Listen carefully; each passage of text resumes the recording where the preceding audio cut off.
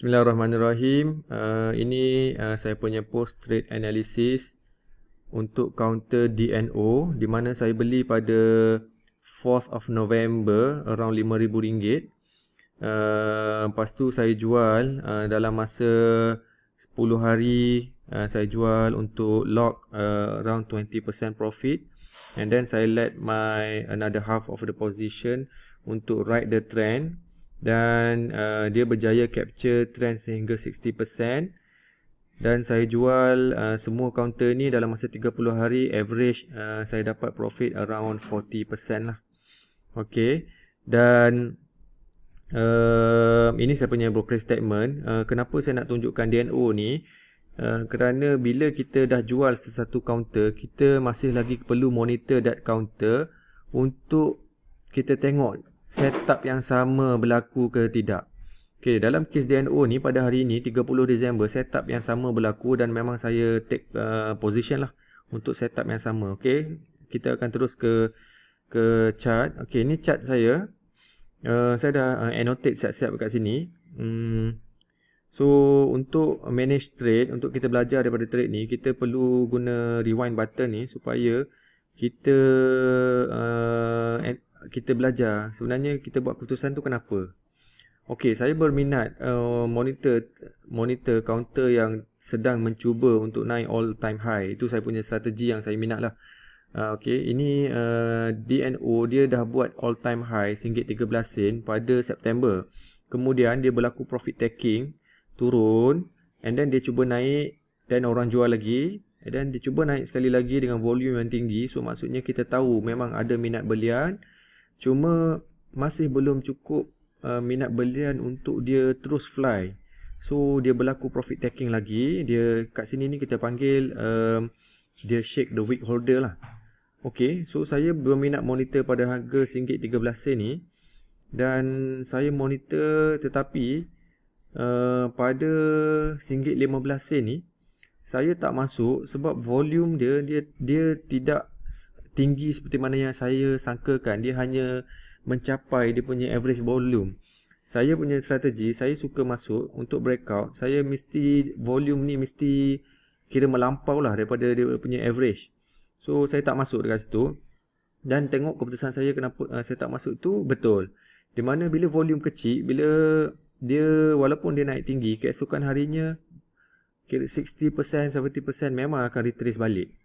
Okay, so saya tak masuk dekat situ. And then okay, bila datang candle macam ni, dia macam dah bullish engulfing ni, ini menunjukkan memang this is a very strong counter lah. Memang uptrending bagus punya. So saya hanya menunggu masa yang sesuai untuk saya beli, dan saya berminat beli sekiranya dia test mula RM13 ni, untuk dia shake orang yang dah masuk ini. So saya tunggu dia retrace sikit.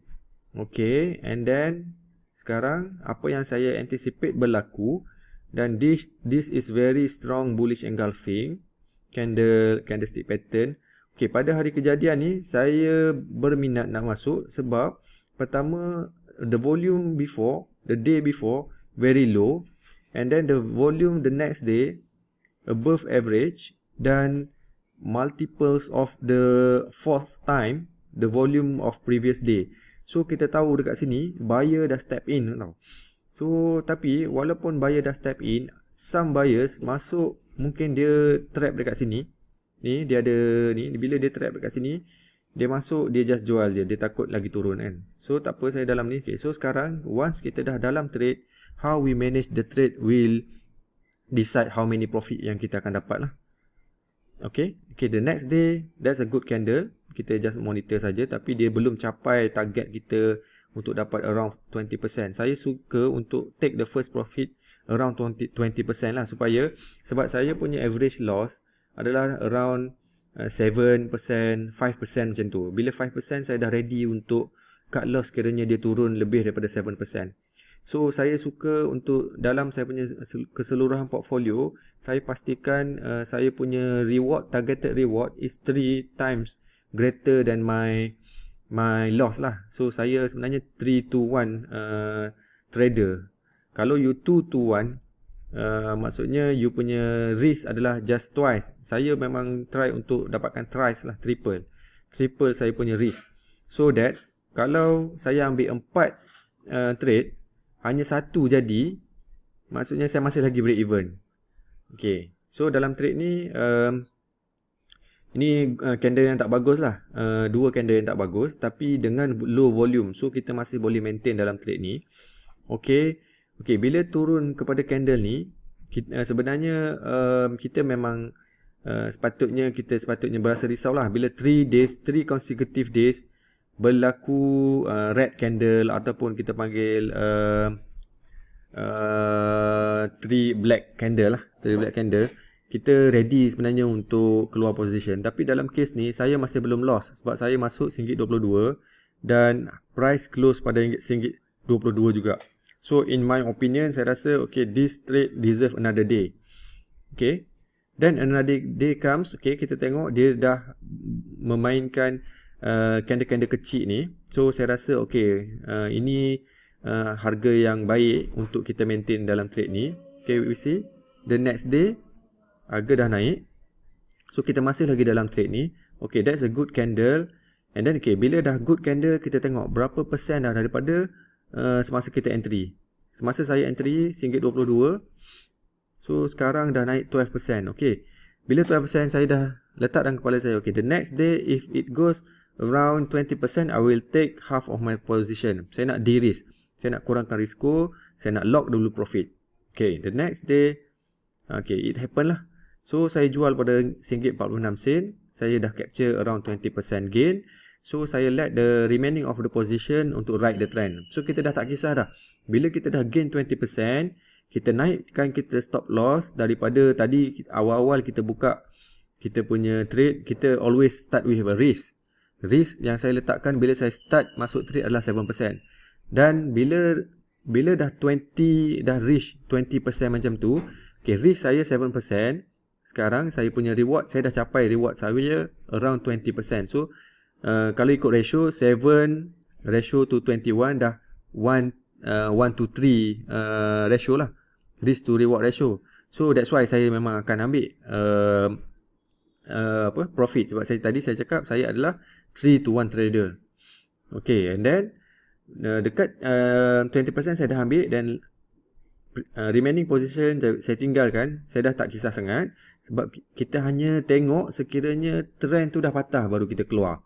Dan kita kena ingat kita dah secure, kita dah letak kita punya stop loss di break even point RM1.22. Apa-apa yang berlaku pun dalam trade ni, kita memang sudah untung. Okay, second consecutively trade dia dah jadi tak cantik. Tapi since kita dah boleh take risk dalam trade ni, kita dah still untung, so kita biar je lah. Okay, you see dia dah naik lagi, no problem here. Okay, dekat sini bila dia dah capai around 30 to 35, 40%, saya ambil sikit lagi profit. Dekat sini saya jual RM1.61, saya capture around 30 plus profit dekat sini. Dan another quarter of the position tu memang saya biar je. Saya biar dan saya ubah strategi daripada sell into strength kepada sell into weakness, di mana saya hanya akan jual bila price movement ni menunjukkan sudah patah trend. Okay, ini saya tak jual, ini saya tak jual. Okay, saya tak jual. Okay, ini okay, dah sampai 60% ni. Kalau kita nak sell into strength, this is when you want to sell into strength. Why? Because dia dah price movement jadi parabolic ni, dah terlampau jauh daripada you punya support 21 MR ni. So dekat sini sebenarnya is a good time. Kalau kata tadi saya tak ambil lagi profit dekat RM1.61, this is where I would like to take the profit. So kalau tadi saya tak tukar saya punya strategi dari sell into strength kepada sell into weakness, okay, this is where I would like to sell into strength once again. Tapi sebab saya imagine DNO ni adalah counter yang bagus dalam teknologi sektor, so saya rasa dia boleh pergi lagi jauh. Just that kalau ada market tengah merah, and then definitely dia akan turun. Okay, so memang dia turun. Okay, kat sini memang market masa ni, FBM KLCI masa ni memang turun. So that's why dia macam ni lah. You tengok volume untuk orang jual sangat banyak, tapi dia menunjukkan support dekat sini. That's why saya tak jual lagi. So the next day dia jadi doji candle, and then saya rasa it's about time untuk saya get out from this counter and find another counter lah. So all in all, saya manage to capture 60% of the price movement, tapi sebab saya jual separuh, saya punya final average around almost 40% lah this counter. Okay, sebenarnya salah satu sebab lagi kenapa saya nak tunjukkan trade ni, sebab pada hari ini dia membuat setup yang sama. So dia tengah test all time high, dan pada masa yang sama volume berlaku menunjukkan satu upsurge in volume, dan memang saya pun masuklah di trade ni pagi ni. Okay, that's why bila kita dah jual satu counter, kita make sure letak dalam kita punya folder sold. Nah, kalau you subscribe TradingView Pro, you boleh buat you punya counter, you boleh buat you punya watchlist lah. Saya akan masukkan dalam sold punya watchlist, dan dalam sold punya watchlist tu macam malam sebelum tidur ke tengok dekat phone, kita just monitor balik. Kita just monitor sama ada okay, if it is good, and then you masukkan semula dia dalam watchlist yang you tengah monitor untuk beli. Okay, dekat sini, yang tempat saya bulat ni, kalau tuan-tuan perhatikan, dia berlaku price consolidation dengan small candles. So ini memang antara benda yang kita perlu monitor closely lah. Dengan volume pun dia akan jadi kurang gila, rendah gila volume sini. Okay, tengok volume makin berkurang, dan dia punya candle semakin kecil. So dia hanya tunggu satu minat belian yang above average memang akan fly this counter. Dan tengok masih volume kecil, dan pada hari ini tengok volume 150%, dan dia average, dan sekarang sudah naik daripada sini. Kalau kita berminat nak beli tadi, saya letak saya punya alert di sini. Okay, sekarang kita dah 5% lah, 5% in this trade dalam masa beberapa jam je. Boleh dah nak jual kan, untuk beli pakaian sekolah anak pun dah boleh ni hujung tahun. Okay, itu saja saya punya post trade analysis untuk counter DNO, dan saya percaya counter ini boleh pergi jauh dalam sektor teknologi, dan hari ni is a good day to buy lah. Tapi kalau sekarang baru nak masuk, dia dah jauh daripada pivot ni. Tunggu dulu price consolidate sikit, and then baru masuk. Okay, with that, I thank you